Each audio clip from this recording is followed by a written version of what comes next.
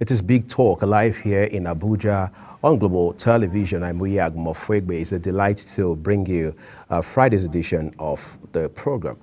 The show gets bigger tonight because it will appear the federal government has now made a big move with regards to local government autonomy and its entire administrative architecture in Nigeria. Up until this time, for several years, all we have seen has been, for the most part, more talk, less action.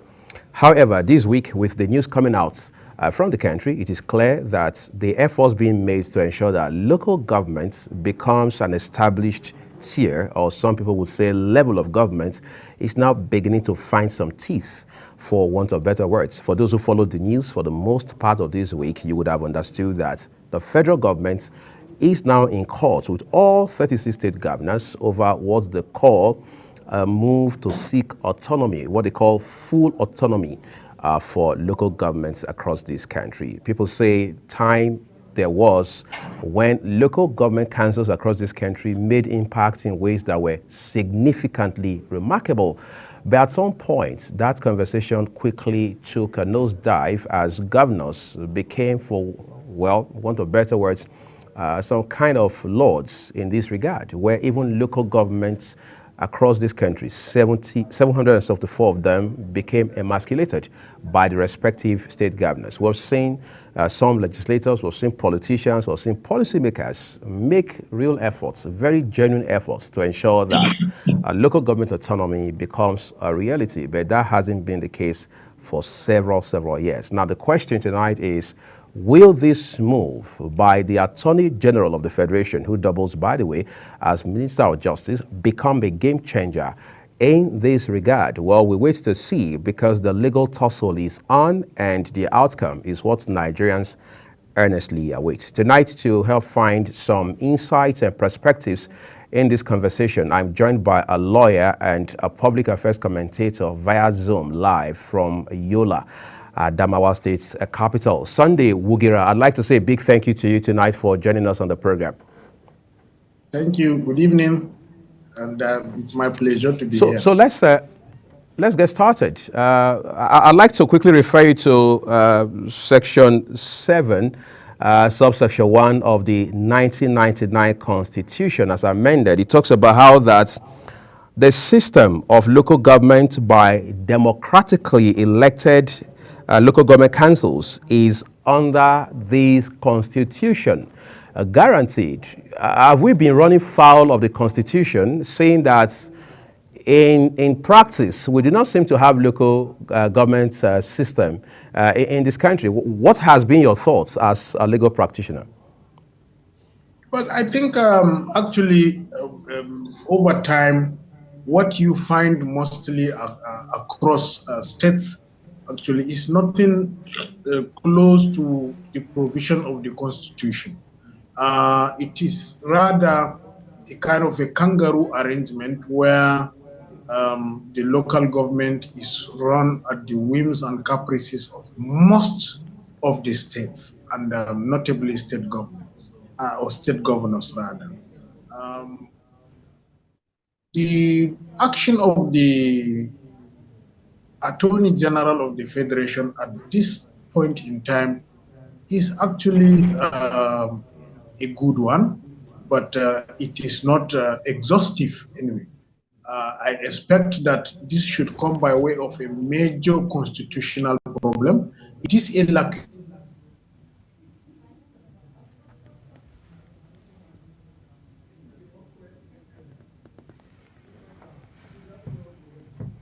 Okay, it will appear that we experienced a bit of a hitch there with a connection to our guest tonight. We'll make efforts to reconnect as quickly as possible. So you can continue with your narrative, please. Yes. Governors, state governors, some state governors, of course, who are not democratic, hide under this scanty provision that the local government should be run under democratically as provided by Section 7 sub 1, as you rightly read out earlier.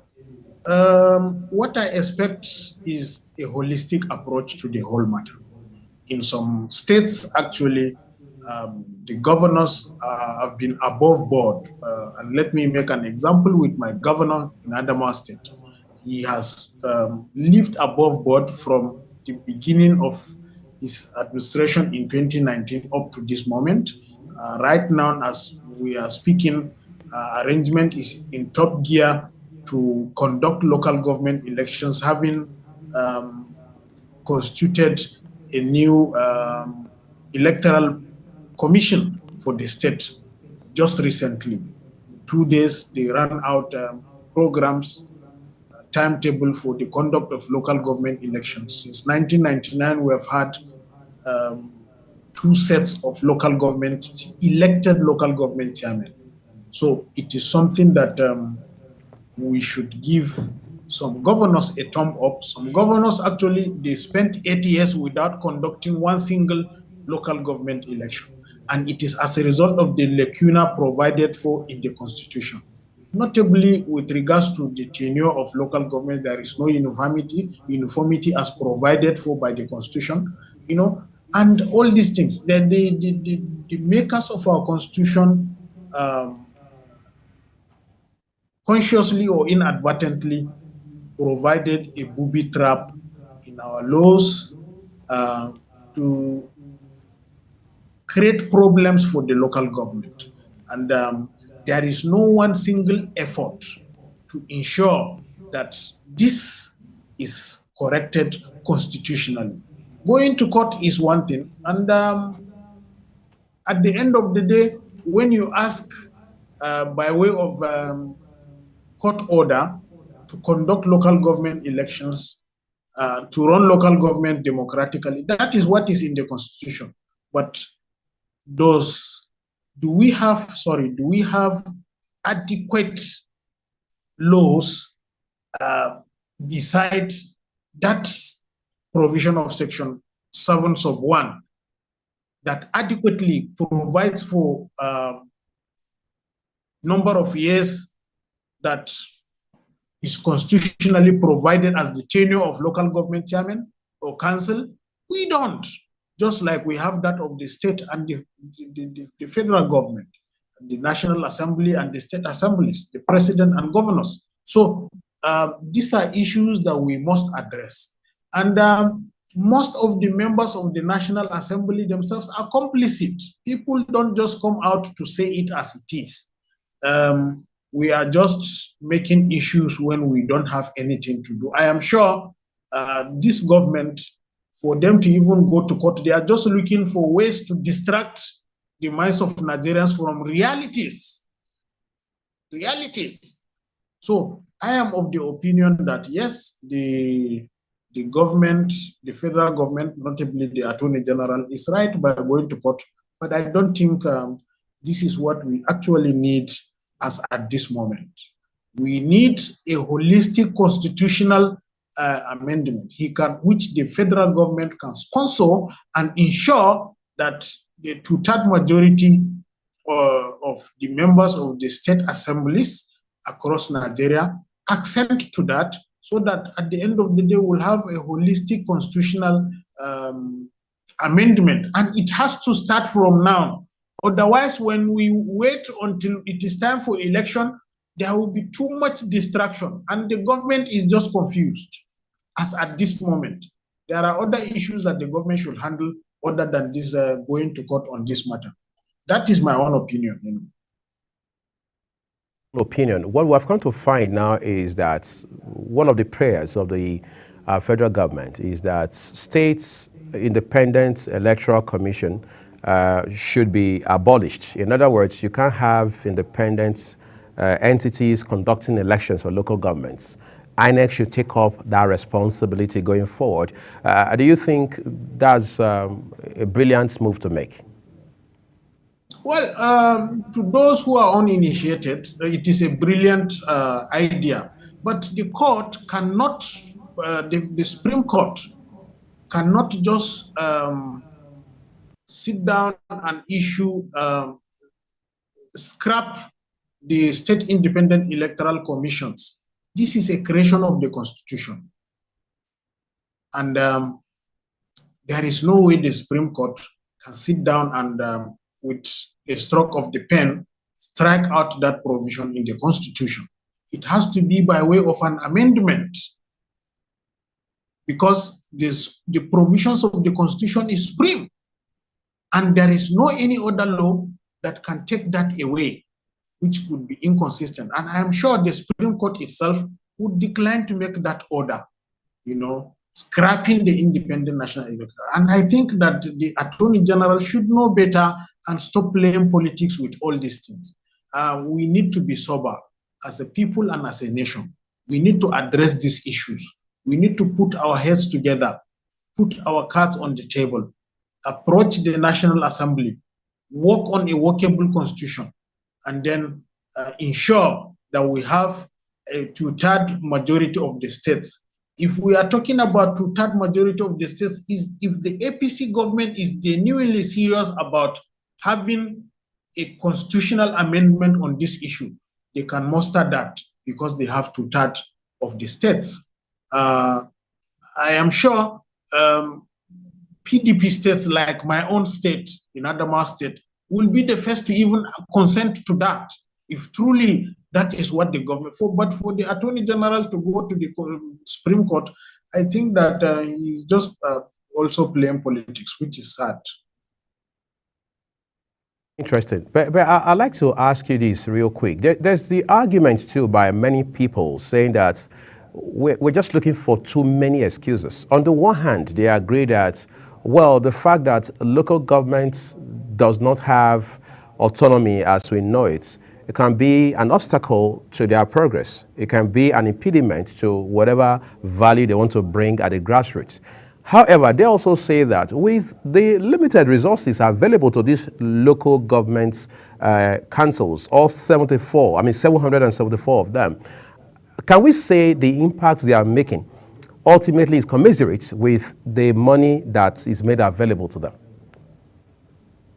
Well, I wouldn't want to talk about that because this is something that I don't know how much goes to the local governments.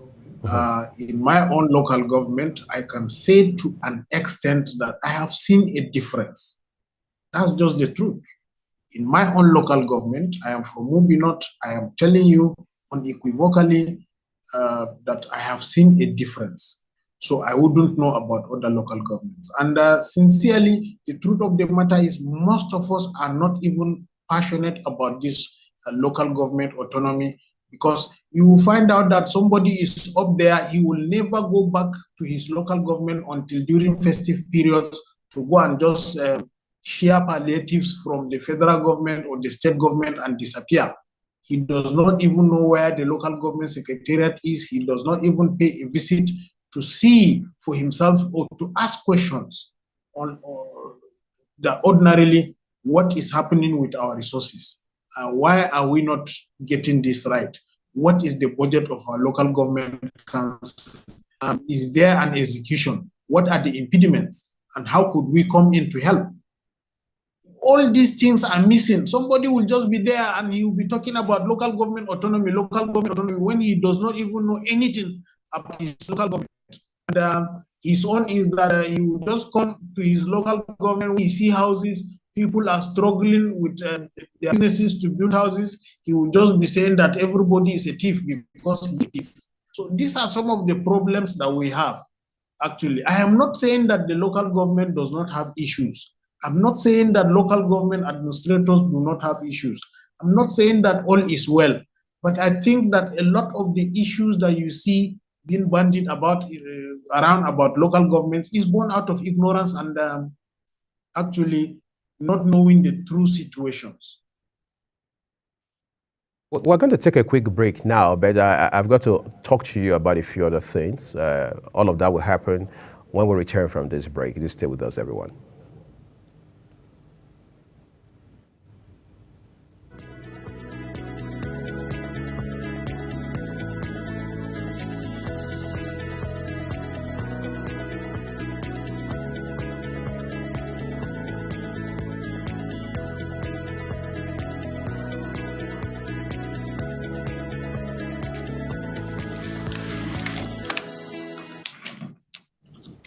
Well, thank you for staying with us on Big Talk tonight. Barrister Wugira, I thought to ask you this real quick. We understand that several amendments have now been proposed for our constitution. But then there is the call for, as it were, an abolition of this constitution altogether so that we can come up with something new, a document that is more people-oriented, as they say. Where do you stand in the middle of all this? That's number one. Number two is to ask, if we were to whip up a new constitution, or better still, just make some amendments to the current one, the 1999 constitution as amended, will those efforts answer the questions that we have at the grassroots level regarding local government system? Well, I have always maintained that our problem is not our constitution. Our problem is the understanding of the constitution and the execution of what is in the constitution. This proposal for the return to parliamentary system of government, regional, whatever, I think they are destructive. Government, when a government has nothing to offer, they create a distraction.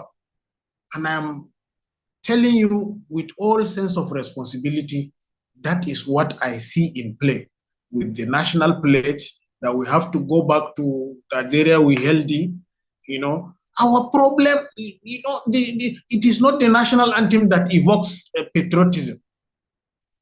It is not. It is not the wordings of the national anthem that evokes patriotism. We can have all the verses of the Bible and the Quran embedded in the national anthem. Once the setting, the foundation is not there for people to be patriotic, we will never, ever be patriotic. And I am telling you, the challenge we are having now is the fact that even our leaders are confused. They think that patriotism is a national anthem.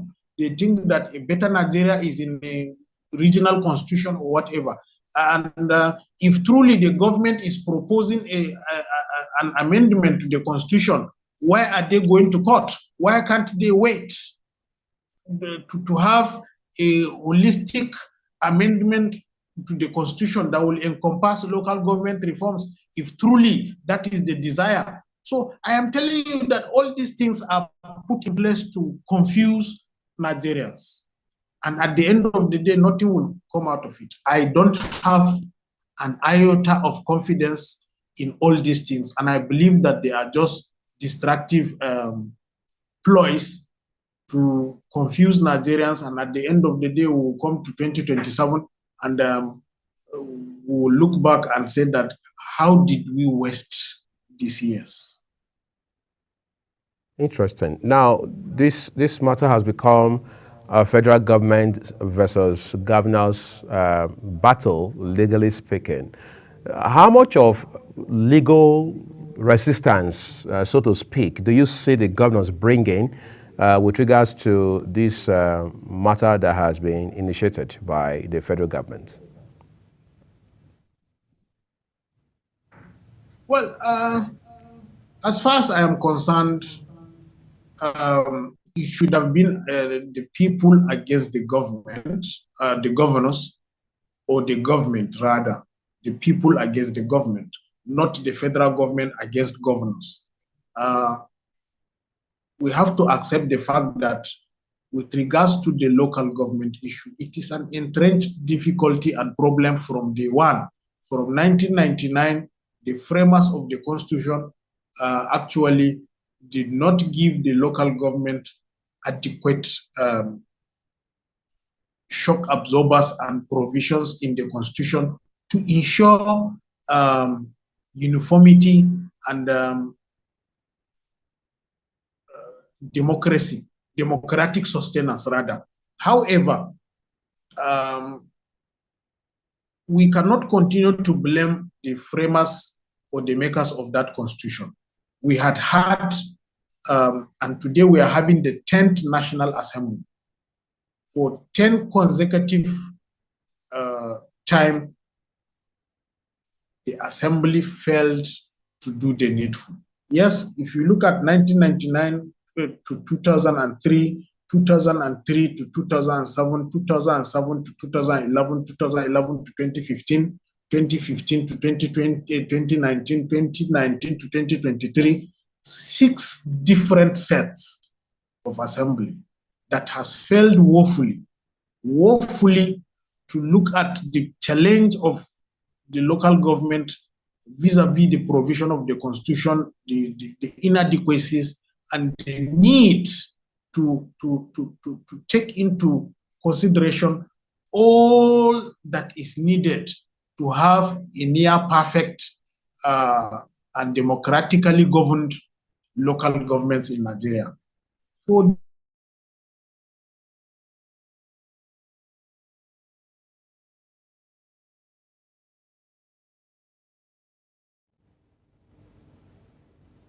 that was a small glitch there in that conversation. But our guest, Barrister Wugera, was making the point about what we can do to make the local government system far more functional in the country than it currently is.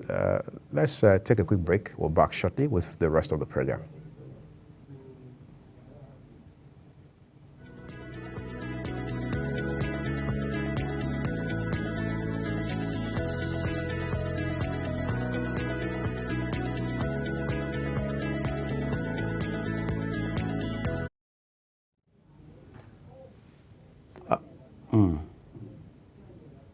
Barrister Wugera, I understand we're fast running out of time, but I want us to address this question real quick as we wind down on the program tonight. There are some scholars, some analysts of politics saying that in a real federal system, that the federating units actually do not include the local government. I mean, primarily or fundamentally, they say it should be the center and the sub-nationals. Do you share that sentiment? And second, what are some practical things we've got to do going forward to strengthen this federalism?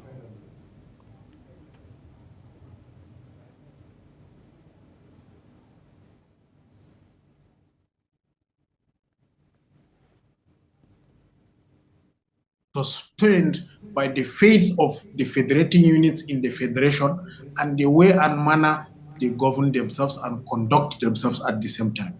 Our problem is not actually that of law, stricto sensu. It is that of character. So we have to work on our character. Do we really believe in Nigeria? Do we really believe that whenever we are given the opportunity and the honor to serve as leaders, do we really believe that we have some responsibilities that we must discharge and we must be bothered with that responsibilities rather than the privileges that accrues from that responsibility given to us? I think we have to work on this as a people. And as a nation, we have to know that we must make sure that we provide the enabling environment. Every of our leaders are coming, whenever we talk on about national discourse, it is about greed, it is about how much more I can take for my people, not about what I can give to ensure that we have a better Nigeria, what I can give to ensure that we have a better state, what I can give to ensure that we have a better Mubi local government. That is our challenge. There is nothing wrong with our laws. No law is perfect. That is why there is room for amendment. But I'm telling you, you don't go by amending laws every now and then and there is no change. So fundamentally, it is not the law that is having issues, but rather it is the people and the drivers of that people that are having issues. Let us work on ourselves first, not about laws now. But not that kind of change, that kind of slogan that change begins with me. The previous government, and at the end of the day, we ended up with stories of humongous sleaze and maladministration as we are seeing today, as it is manifesting today, rather. So I think we have to work on ourselves. That is my opinion. All right, I would like to say a big thank you to you, Sunday Wugira, lawyer and public affairs commentator, for coming to talk about the need to pursue local government autonomy going forward in this country. We do hope you have a great evening ahead of you. Thank you very much. It's an honor to be here. I'm privileged. Have a good evening. And that's a wrap on Big Talk for this Friday. It's a great weekend upon us. We do hope you make the best of yours. I'm Uyag Mofwegbe, live from Nigeria's capital, Abuja, on Global Television.